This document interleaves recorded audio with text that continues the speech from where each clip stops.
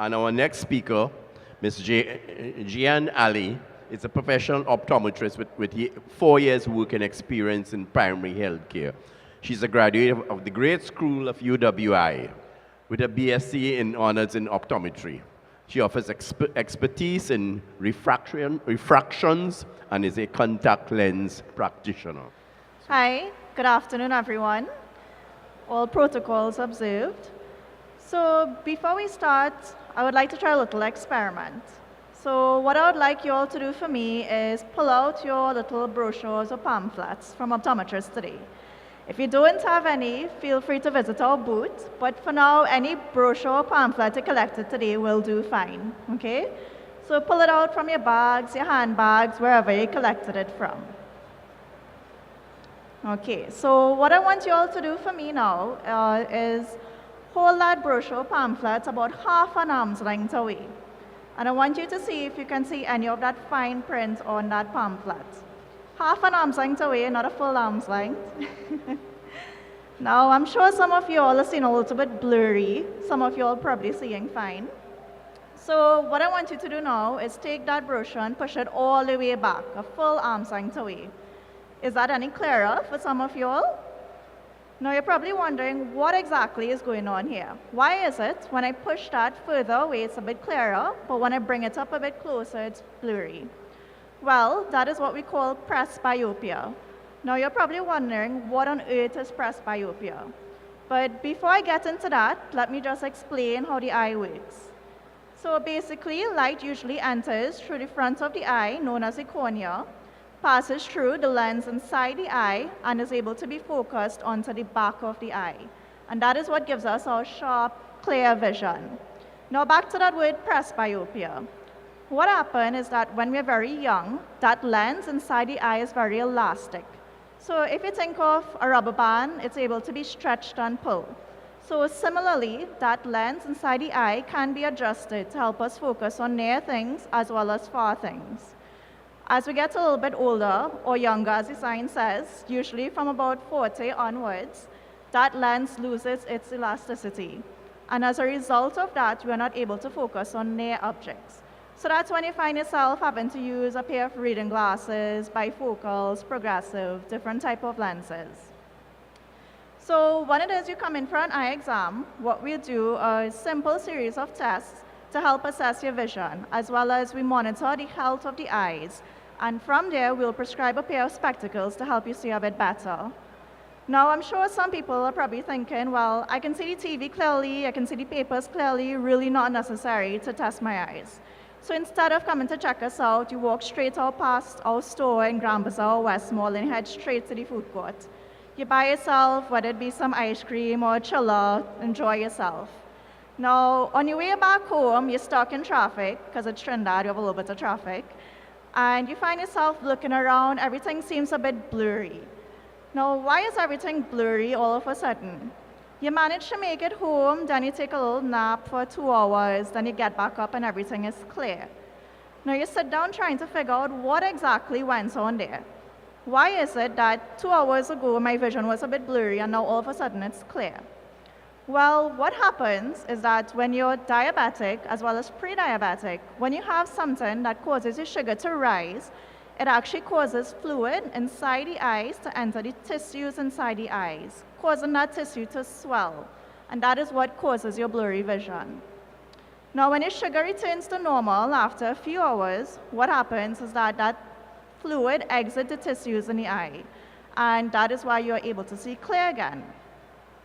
Now, in some instances, I know not everyone checks their sugar every day, because let's face it, who likes poking themselves with a needle every day?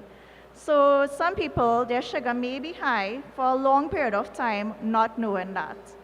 When this happens and the sugar remains high, tiny little blood vessels towards the back of the eye becomes blocked and causes fluid to leak.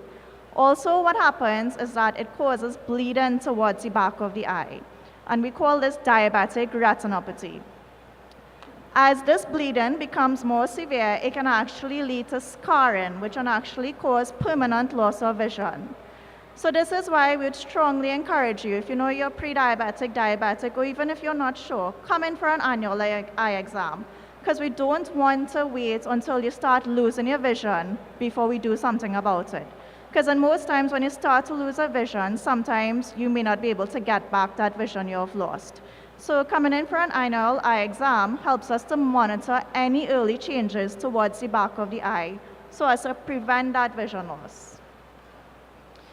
Now let's talk about something called cataract. So I'm sure you're wondering, what exactly is cataract? So if you think about a car, when you now get this new car, those headlights towards the front are very clear. Once you put on those lights, they are nice and bright, everything seems fine. A few years down the road, that headlight becomes a bit foggy or hazy, dirty looking. You try wiping it a few times, nothing seems to help. Once you put on those headlights again, it's just not as bright as it used to be when you now got that car. The lens in the eye is a little bit similar in that when you're very young, that lens inside the eye is very clear. As you get a bit older, typically from 50 onwards, proteins inside that lens actually clumps together, causing the lens in the eye to become a bit cloudy. And that is why you start to notice your vision becoming a bit blurry, or some people might say not as bright as it used to be, or very dim. And again, this is why during an eye exam, we are able to pick up any early changes in the lens inside the eye. And from there, we're able to prescribe a pair of spectacles to help you see a bit sharper and clearer. Because as that lens becomes more and more cloudy, it actually changes your spectacle prescription. Now, it may reach a point where even a pair of spectacles, you're still not seeing very clearly, and you start to realize, I can't read the papers, I can't see to do my gardening. It starts to affect your everyday activities. When this is the case, what we'll do is refer you for a simple procedure. It's usually about 10 to 15 minutes. What they do is they remove that cloudy lens or the cataract inside the eye, and they actually put on a clear artificial lens, and you're able to see clear again. Now, I'm trying to keep this a little short since I know we trying to short for time. So finally, I would like to mention glaucoma. Now, I'm sure you've heard the word glaucoma, whether it be from a family member, or you read about it somewhere, or you heard somebody talk about it on television. But what exactly is glaucoma? Glaucoma is usually associated with raised pressures in the eye, and as a result of that, it can actually cause damage towards the nerve at the back of the eye.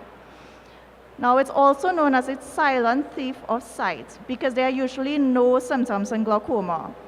One of the first symptoms is that you start to lose your peripheral or side vision. However, by the time you start to notice this, it's in a far long stage. It's in one of the last stages. So you eventually get what we call tunnel vision.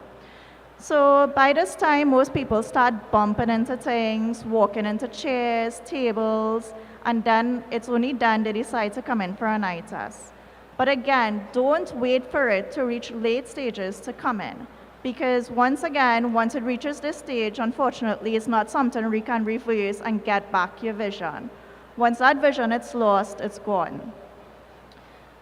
So what happens is, if left untreated, it can eventually lead to blindness.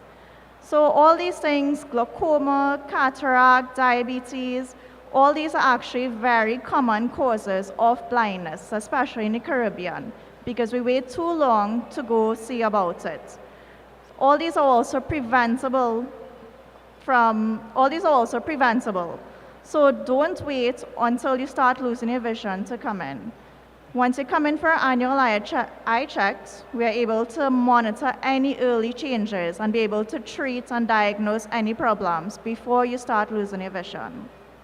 Just keep in mind that you are given one pair of eyes in your lifetime, and you can't get it back, you can't get new ones or anything like that. So take care of the eyes you were given.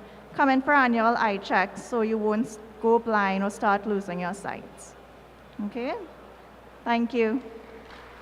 What about when you see, I think you call them floaters, the spots?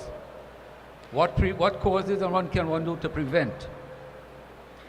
So you can't necessarily prevent the floaters. What happens is that in the eye, there is a gel-like substance we call the vitreous, and sometimes tissues or other complications from diabetes can actually cause floaters. So it looks like little black spots floating around or simple threads.